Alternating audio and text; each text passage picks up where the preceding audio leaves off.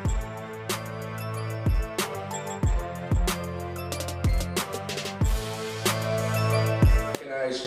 have Johnny Hickey. I don't know if anybody remembers Johnny Hickey. He filmed the movie Oxymorons years ago. He's now involved with, it's called F.I.G.H.T. It's, I gotta remember, it's Film Intervening Getting High Team.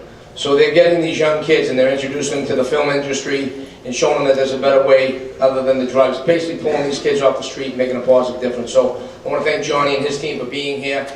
Hey everyone, it's Johnny Hickey, the founder of F.I.G.H.T, the Film Intervening Getting High team. Bringing you on the front lines of everything from addicts and users of opioids to people helping fight the opioid epidemic, whether it's in treatment facilities, politicians, law enforcement, guys like myself trying to do it creatively through film, media, entertainment, and journalism. I had the pleasure this week of going to the annual F.I.G.H.T conference, Heroin Education Awareness Task Force, held in Woburn, Massachusetts. It was a great day of people that came out from all walks of life, from recovering addicts, people in treatment, joined with law enforcement officials, politicians, judges, probation officers, all to kind of come together and come up with ideas to help stop the opioid epidemic like they have been for years. One of the things I found most alarming, though, at this year's F.I.G.H.T convention was the discussion from different medical professionals and people from public health that had the floor of speaking at the beginning of the conference regarding THC and marijuana and cannabinoids all in one, being a threat to society, being a threat to youth, being a threat to the drug epidemic, and I'm sorry, but that's not true. It's apples and oranges, first of all.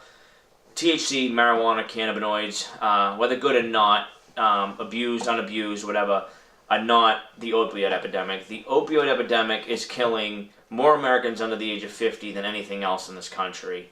Marijuana, in the history of the world, has never killed anybody. So there's two things here that should not be related unless it's related in the fact that marijuana and THC is known, study-wise, multiple studies, hundreds, thousands of studies, to help combat the opioid epidemic. In 13 states that have medical marijuana or recreational marijuana facilities, the ones with actual recreational facilities to dispensaries to get marijuana, opioid-related deaths, crimes, and overall use has dropped by anywhere from 5 to 25%, which is massive. So that in these 13 states, more than anywhere else, the THC and the marijuana is actually helping curb the epidemic, and we're not utilizing that to help fight the opioid epidemic, and I find that ridiculous. We really need to start finding what works no matter what it is and applying those things to stop this horrible thing that's going on in our country.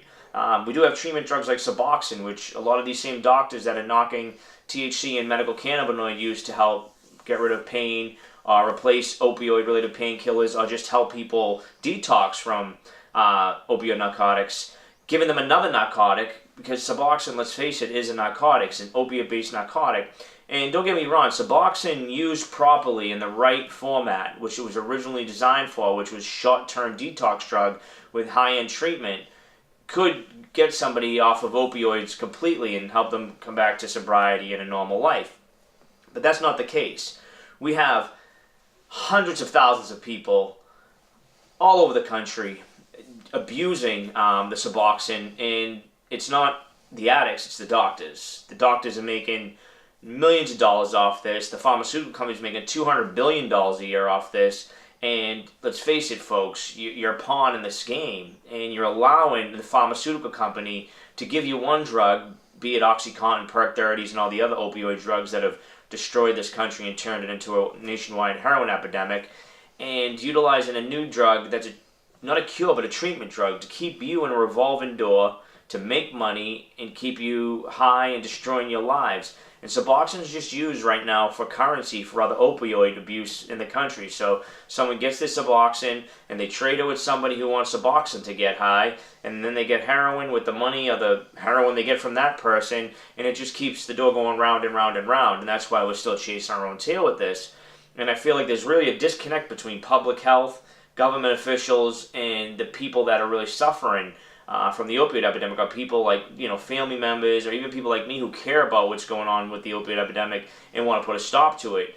And I really think we need to look at all alternatives here. Vivitrol is another drug that we're going to discuss and look on and talk about. Vivitrol is the only FDA-approved opiate blocker, and from what we know and from the people I even talked to at the Heat conference, they've seen great results with Vivitrol. The only thing with Vivitrol is there needs to be a treatment follow-up plan. Vivitrol only lasts 30 days. And if an addict after those 30 days wants to go get high, they're not going to go get their shot, and they're not going to continue with the Vivitrol knowing that it's going to block them from getting high. We also have Methadone, which a lot of you I'm sure know of, and Methadone is the oldest detox opioid substance, that's been going on forever, and it's horrible, it's disgusting.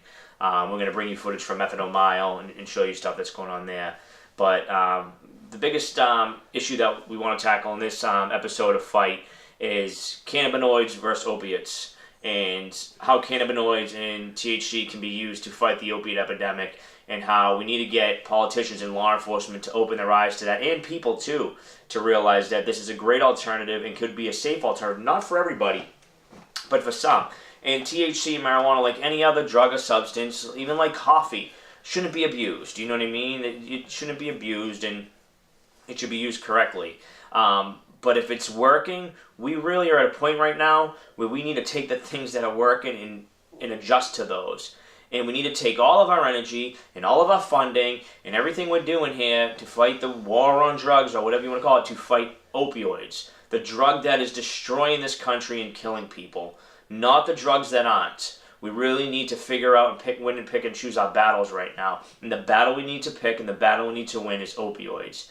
And if we're going to bring cannabis and cannabinoids into that picture, it should only be to help fight the opioid crisis. So join us in anything you want to do to help, and anything you want to do to, help fight the opioid epidemic.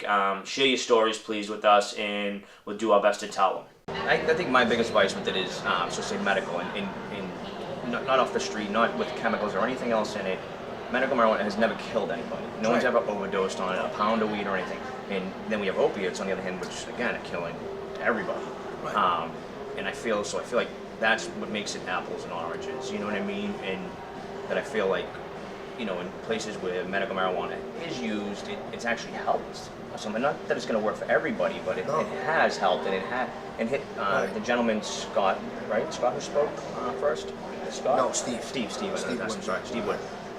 When he was going over the bullet points, he was going through them all and all the stuff with the vape, but the one bullet point that he kind of ran through fast was that it's actually, he had it in his bullet points, one positive thing is it's slowing down the opiate use. That was out of his mouth in his bullet points, and just for me and all the pain and suffering I've seen and gone through with the opiate epidemic, and you too, if something is working and stopping it, should we really be, maybe not, for me, promote whatever's going to stop it if it's not killing anybody, hurting anybody, but definitely don't bash it if it's helping in some way, shape, or form. I think the problem is that it's new, and people are afraid of it, and they're saying, "Oh no, what happens if it's legal and my kid knows he can smoke it?" The problem is that if it's legal and they're smoking it, alcohol's legal as well. Thank you. But it's a leading cause of death in America. Right. All right. But so I can say, hey, and I was quoted years ago in an interview. I think 13 years ago when we began Heat, back in 2004. And I said, if your son is in his room smoking a little weed and drinking a Budweiser, we're not going to have the problems we're having right now. And I wasn't, promoting drinking alcohol or smoking weed, but look at the differences that we're dealing with the overdoses and the zombies effects. So if you can control it, and once again, driving while impaired is alcohol, opiates, prescribed drugs, including marijuana, whether it be legal or not. So we still have some, once again, as far as law enforcement goes and enforcing laws of the Commonwealth of Mass, we need to do work on that and getting that across correctly. But that being said, yeah, if I can pick my poison right now, absolutely be marijuana. But I think